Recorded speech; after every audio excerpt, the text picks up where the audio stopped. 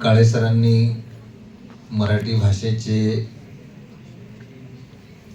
अंतरंग आपल्याला आता दाखवलेले आहेत आणि त्यानंतर परत मी मराठी भाषेबद्दल आणखीन काही सांगावं असं हे थोडंसं मला माहीत नाही कसं होईल, परंतु आजचा दिवस तसा महत्त्वाचा आहे आणि तुम्ही सगळेजण छानपैकी सजून वगैरे आलेले आहात. मराठीचा हा उत्सव दरवर्षीप्रमाणे याही वर्षी सगळे महाराष्ट्रभर होत आहे. कविवर्य वी.वा. शिरवाडकर कुसुमाग्रज यांच्या जयंतीच्या निमित्तानं आज आपण मराठी भाषा गौरव दिवस साजरा करीत आहोत. या निमित्तानं तुम्हा सर्वांना प्रथम मनपूर्वक हार्दिक शुभेच्छा. सुरुवातीलाच आपण एक गाणं ऐकलं, लाभले आम्हास भाग्य बोलतो मराठी, झालो खरेच धन्य ऐकतो मराठी. कविवर्य सुरेश भटांनी या ज्या ओळी लिहिलेल्या आहेत त्याला कौशल इनामदार यांनी संगीत देऊन खरोखर एक अजरामर गीत आपल्यासाठी दिलेलं आहे. गोडवा आहे त्या गाण्यामध्ये, पुन्हा पुन्हा ऐकावंसं वाटतं आणि आपण निश्चितपणे त्याचा आनंद घेतलेला असेल. मंचावर उपस्थित असणाऱ्या उपप्राचार्या प्रोफेसर सरिता कुरियन, मराठी विभागातील डॉक्टर दिनेश काळे, प्रोफेसर श्रद्धा इरकर आणि ज्यांच्या नावात चैतन्य आहे ते आपले ग्रंथपाल डॉक्टर चैतन्यवीर, या सर्वांना या ठिकाणी शुभेच्छा देतो, त्यांचं अभिनंदन व्यक्त करतो, आभार मानतो, कारण त्यांनी खूप चांगल्या पद्धतीने या कार्यक्रमाचं नियोजन केलेलं आहे. आपणा सर्वांचं विशेष अभिनंदन आणि आभार, कारण आपण या कार्यक्रमासाठी मोठ्या संख्येने आलेले आहात. प्रथम आपण दीप प्रज्वलन केलेलं आहे आणि त्या समयीला खूप सुंदर आणि कलात्मक पद्धतीची रांगोळी आपण काढलेली आहे. त्याबद्दल सुद्धा आपलं मनपूर्वक आभार. अगदी सुरुवातीला शीर्षस्थ ठिकाणी जास्वंद ठेवलेला आहे, त्यानंतर खाली कणेरी आहे, त्याच्या खाली पिली आहे आणि अगदी तळाशी देवकांचन आहे. तर ही सगळी फुलं, वेगवेगळे रंग बघा आपल्या बागेतले आहेत आणि ही सगळी विविधता सुद्धा आपल्याला या महाविद्यालयामध्ये प्राप्त झालेली आहे. आपण सगळ्याच भाषांचा सन्मान करत असतो. हिंदी दिवस सुद्धा तितक्याच उत्साहाने आपण साजरा करत असतो. लिटरेचरचे कार्यक्रम आपल्याकडे चांगल्या पद्धतीनं होत असतात. तसाच हा मराठीचा सुद्धा कार्यक्रम आपण चांगल्या पद्धतीनं साजरा करीत आहोत. खरं तर मराठी भाषा ही खूप समृद्ध भाषा आहे. अलीकडेच अभिजात दर्जा त्या भाषेला प्राप्त झालेला आहे. संत साहित्य, संतांनी त्यांचं साहित्य या भाषेतून लिहिलेलं आहे. ज्ञानेश्वरीचा उल्लेख आपल्याला करावा लागेल, तुकारामांच्या गाथेचा उल्लेख करावा लागेल, समर्थ रामदास स्वामींच्या दासबोधाचा उल्लेख करावा लागेल. ह्या सर्वांनी या भाषेतून अभंग लिहिले, ओव्या लिहिलेल्या आहेत आणि त्याच्यातून माणसाला माणूस होण्याचा संदेश त्यांनी सोप्या सोप्या शब्दामधून दिलेला आहे, बोलीभाषांमधून दिलेला आहे. छत्रपती शिवाजी महाराजांनी राजकारभाराची भाषा म्हणून मराठीला खूप चांगलं स्थान दिलं असं मी म्हणेन. त्याच्या अगोदर राजकारभाराची भाषा ही फारसी भाषा होती, लक्षामध्ये घ्या. आणि तेव्हापासून अगदी अर्वाचीन काळापर्यंत आतापर्यंत आपण मराठीची वेगवेगळं स्थित्यंतर पाहत आलेलो आहोत. अनेक प्रकारे साहित्य या भाषेत समृद्ध होत गेलेलं आहे. तुम्ही अभ्यासात सुद्धा बघितलं असेल. आता सरांनी एक उतारा वाचून दाखवला. त्या नाटकाचं नाव होतं इच्छा माझी पुरी करा. दादा कोंडके आपल्यापैकी बऱ्याच जणांनी नाव ऐकलं असेल. तर त्यांची सुरुवात या नाटकापासून झाली, तुम्हाला सांगतो. आणि अनेक वर्ष हे नाटक रंगमंचावरती होतं. अनेकांनी पाहिलं, अनेक पिढ्यांनी ते नाटक पाहिलं असं मी म्हणेन.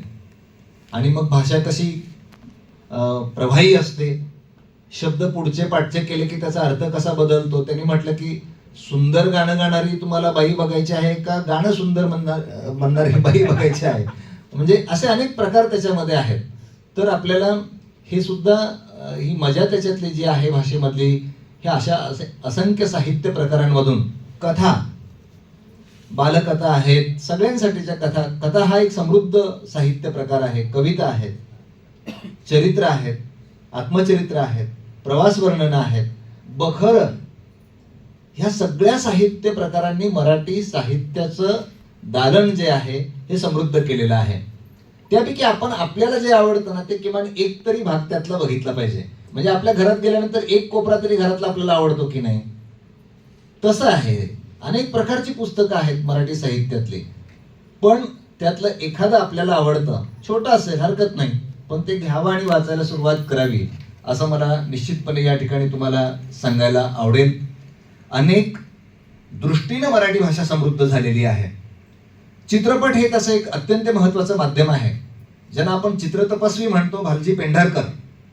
बघा तुम्ही आता सगळं तुमच्या पिढीला हे गुगलमध्ये शोधावं लागेल सगळं, किंवा युट्यूबच्या माध्यमातून बघावं लागेल.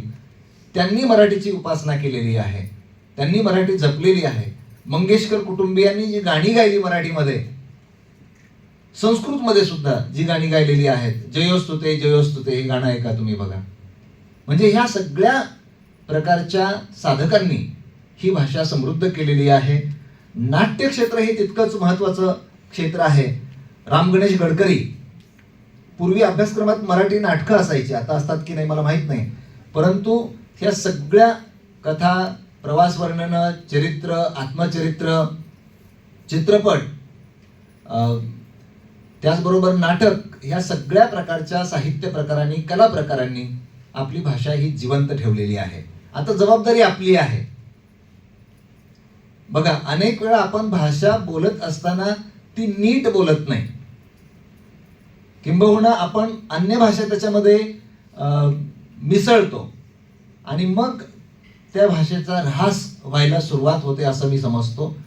शक्य असेल त्या ठिकाणी शुद्ध स्वरूपात ते बोलायचं. शुद्ध म्हणजे फक्त पुण्याची नव्हे, लक्षामध्ये घ्या. सरांनी आता म्हटलं की बोलीभाषांचा जागर बोलीभाषेचा नावाचा एक मोठा कार्यक्रम महाराष्ट्र सरकारचा सांस्कृतिक विभाग घेत असतो.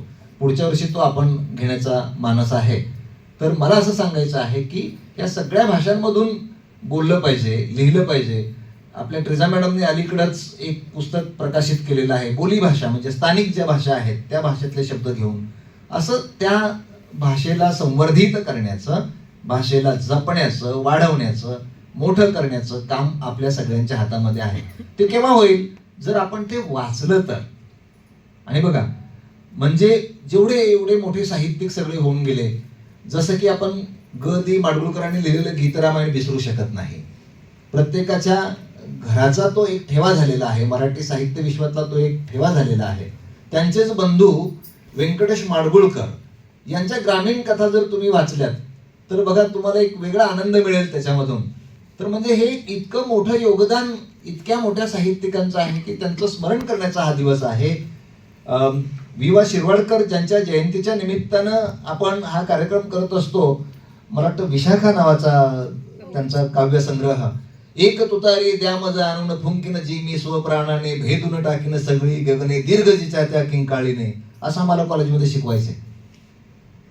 म्हणजे हे 1942च्या आंदोलनाच्या पार्श्वभूमीवरती लिहिलं गेलेलं काव्य आहे आणि ते अजरामर झालेलं आहे, लक्षामध्ये घ्या. पण मला सांगण्याचा मुद्दा एवढाच आहे की आपण सगळेजण साहित्यावर प्रेम करू शकतो. जरुरी नाही की आपला विषय मराठी हा अभ्यासाचा विषय असेल, पण मराठीत आपण वाचू शकतो, मराठीत आपण लिहिलं पाहिजे. आता सगळं AI कडे चाललेलो आहोत आपण, लक्षामध्ये घ्या. ML कडे चाललेलो आहोत, मशीन लर्निंग ज्याला म्हणतो. पण तरी सुद्धा कितीही तांत्रिक भाषा आली तरी सुद्धा आपली भाषा इतकी समृद्ध आहे की त्या प्रत्येक भाषेला त्यांनी प्रतिशब्द, पर्यायी शब्द मराठीतून शोधून दिलेले आहेत. कम्प्युटरला आपण संगणक म्हणतो, आहे की नाही? मोबाईलला भ्रमणध्वनी म्हणतो. असे शब्द आपण वापरत गेले पाहिजे, तरच ते रुळतील किंवा वापरले जातील. काही वेळा ते अडचणीचं होतं थोडंसं, परंतु त्यामुळे आपण त्याचा प्रयत्न थांबवला नाही पाहिजे असं मला वाटतं. तर खूप चांगला हा दिवस आहे, चांगला कार्यक्रम आहे आणि जरूर दरवर्षी हा मोठ्या प्रमाणात कार्यक्रम केला पाहिजे. आपण यावर्षी मुद्दाम बाहेरचे साहित्यिक निमंत्रित केलेले नाही आहेत, कारण आपण स्वतःच साहित्यावर प्रेम करणारे, शब्दांवर प्रेम करणारे सगळेजण आहात. तर त्यामुळं आपल्याला काय पाहता येईल का, आपल्याला काही ग्रंथ प्रदर्शनातून घेता येईल का एखादं पुस्तक, आणि मग ते आपल्याला वाचता येईल का, त्याचा आस्वाद घेता येईल का, या दृष्टीनं आपण प्रयत्न केला पाहिजे. भाषेमध्ये अनेक गोडवे असतात. म्हणजे जसं आपण म्हणतो की त्या पुस्तकातला त्याचा अर्थ वेगळा असतो, बोलीभाषेतला अर्थ त्याचा वेगळा असू शकतो. जसं गुणवंत सरांनी प्राचार्यांना पाणी पाजलं, याचा अर्थ वेगळा होतो. म्हणजे पाणी खरोखर पाजणं हा एक त्याचा अर्थ आहे, आणि त्याचा वेगळा दुसरा पण अर्थ आहे. वीर सरांनी सर्वांना टोप्या घातल्या, हा एक त्याचा अर्थ आहे. म्हणजे अशी गंमत पण त्या भाषांमध्ये आहे, ती सुद्धा आपल्याला घेता आली पाहिजे, एन्जॉय करता आली पाहिजे. आणि ती आपण केव्हा घेऊ शकू, जर वेगवेगळ्या प्रकारचं साहित्य आपण वाचायला लागलो, पुन्हा पुन्हा वाचायला लागलो, तर मग आपल्याला त्याच्यातून अधिक सखोलपणे कळतं. मगाशी मी म्हटलं की भाषा आपण मिसळतो एकमेकांमध्ये. आता हल्ली हिंदी खूप मिसळली जाते बघा मराठीमध्ये. हिंदी पण चांगली आली पाहिजे बोलायला, आपल्याला लक्षामध्ये घ्या. चांगले इंग्रजी बोलण्याचा प्रयत्न जरूर आपण केला पाहिजे, आहे की नाही. म्हणजे चक्कीवर गेल्यानंतर त्या भैयाला आपण नाही म्हटलं पाहिजे तुम बहुत जाडा दळता है, पतला पिसो, बारीक दळो. म्हणजे इस्त्रीवाल्याला जाऊन म्हणाल तुम्हाला भागताय का इसमें, म्हणजे तो म्हणेल मी इथं इस्त्री करायच्या व्यवसायाला आलोय, मैं क्यों भागून गया, असे नाही का. तर असे छोटे प्रयोग आपण, ते मिक्स कशी होते भाषा, मिसळली कशी जाते. तर जाडा याचा हिंदीतला अर्थ वेगळा आहे तोंडे सर, नाही का. तर मला असं वाटतं की आपण भाषा बोलत राहिली पाहिजे. आता ज्या ठिकाणी आपलं महाविद्यालय आहे, हे संताच्या नावाने समर्पित असणारं महाविद्यालय आहे. या वसईमध्ये अनेक मोठ्या माणसांनी, ख्रिस्ती साहित्यिकांनी खूप मोठं योगदान दिलेलं आहे. हे सुद्धा आपण समजून घेतलं पाहिजे. बघा, सरांनी प्रांताप्रमाणे, भौगोलिक ठिकाणी वेगवेगळी भाषा कशी असते याचा उल्लेख जरूर केला. तर मला तुम्हाला सांगायला निश्चित आवडेल की 1616 मध्ये फादर थॉमस स्टीफन्स यांनी ख्रिस्तपुराण लिहिलं. त्यावेळेस त्यांनी जे शब्द वापरलेले आहेत ते तुम्हाला मला जरूर सांगायचे आहेत. त्यांनी म्हटलं की जैसी पुष्पा माझी पुष्प मोगरी, परिमळा माझी कस्तुरी, तैसी भाषा माझी साजिरी मराठिया. म्हणजे फुलामध्ये जसं मोगऱ्याचं फूल आहे, परिमळामध्ये जसं कस्तुरीचं स्थान आहे, तसं सगळ्या भाषांमध्ये मराठीला स्थान आहे. इतकं महत्वाचं वाक्य फादरांनी त्यावेळी सांगून ठेवलेलं आहे. त्याच्यामुळे आपल्याला त्या भाषेची उंची कळायला निश्चितपणे मदत होईल. पुढे जाऊन मी तुम्हाला सांगतो, 1805 मध्ये विल्यम कॅरी या माणसांनी मराठी भाषेचं व्याकरण लिहिलं. A grammar of Maratha language असं त्याचं टायटल आहे. पुढे जाऊन आणखी मला तुम्हाला सांगायला आवडेल की मोल्सवर्थ आणि कॅन्डी या दोघांनी मराठी इंग्रजी शब्दकोश तयार केला, ज्याला आपण डिक्शनरी म्हणतो सोप्या भाषेमध्ये, आणि तो आजही प्रमाण मानला जातो. पुढे जाऊन रेव्हरंड टिळक, लक्ष्मीबाई टिळकांचं आत्मचरित्र तर मराठी साहित्यातला मैलाचा दगड आहे असं जरी म्हटलं तरी वावगं होणार नाही. बाबा पदमजी, पंडिता रमाबाई, असे कितीतरी नाव आपल्याला या ठिकाणी घेता येतील की ज्यांनी मराठी भाषेचं दालन सजवलेलं आहे, समृद्ध केलेलं आहे. हे सगळं आपण वाचलं पाहिजे, पाहिलं पाहिजे, अनुभवलं पाहिजे. आता तुम्ही अधिक सुदैवी आहात, कारण तुम्हाला डिजिटल युगाचा लाभ प्राप्त झालेला आहे. ही पुस्तकं मोबाईलवरती सुद्धा वाचता येतात, घरी कम्प्युटरवरती वाचता येतात, लॅपटॉपवरती वाचता येतात. तुम्हाला हवे असेल त्या पुस्तकाचं नाव तुम्ही सांगा, वीर सर तुम्हाला उपलब्ध करून देतील. घर बसल्या तुम्हाला ते वाचता येईल. प्रत्यक्ष हातामध्ये घेऊन वाचा. म्हणजे मग बड्डेला आपण जातो, कुठेतरी पिझ्झा खातो किंवा आणखीन काही पार्टी वगैरे करतो, एखादं पुस्तक भेट द्या कुणाला तरी. त्या निमित्तानं पुस्तक विकत घेतलं जाईल, लिहिलं जाईल आणि वाचलं जाईल. तर पुन्हा एकदा या सुंदर दिवसाच्या तुम्हाला मनपूर्वक शुभेच्छा देतो. मराठी विभागाने वर्षभर अनेक उपक्रम घेतलेले आहेत. काव्य तरंग हा 5 वर्ष सलग घेतला गेलेला उपक्रम आहे. अनेक स्पर्धा, तुमच्या निबंध स्पर्धासारख्या स्पर्धा घेतलेल्या आहेत. निबंध शब्दच कसा आहे बघा, त्याला बंध नाही. गोपाळ हरी देशमुखांचे निबंध असायचे, ते निबंध तुम्ही वाचले पाहिजेत, मुलांना दिले पाहिजेत वाचायला. म्हणजे मग किती सोप्या शब्दामध्ये पण काव्य लिहिणारे कवी, या जन्मावर या जगण्यावर शतदा प्रेम करावे, मंगेश पाडगावकर लिहून गेलेले आहे. ह्यातून आपण घडत जातो. बाकी तुमचं CGPA मार्क्स वगैरे हे त्याला नंतर कोण विचारत नाही. लग्न झाल्यानंतर कोण विचारणार का कुठली ग्रेड मिळाली होती, कोण विचारणार नाही. तर अशा पद्धतीने आपण आजचा हा दिवस साजरा करूया. खूप आनंद झाला. तुम्ही चांगल्या कल्पकतेनं ह्या दिवसाची रचना केलेली आहे आणि जरूर आपण आणखी चांगल्या पद्धतीनं असे उपक्रम करत राहूया. मला या ठिकाणी आपण बोलवलं आणि ऐकून घेतलं त्याबद्दल आपले आभार व्यक्त करतो. पुन्हा एकदा या सुंदर दिवसाच्या तुम्हा सर्वांना मनपूर्वक शुभेच्छा देतो आणि माझे 2 शब्द या ठिकाणी थांबवतो. जय हिंद, जय महाराष्ट्र.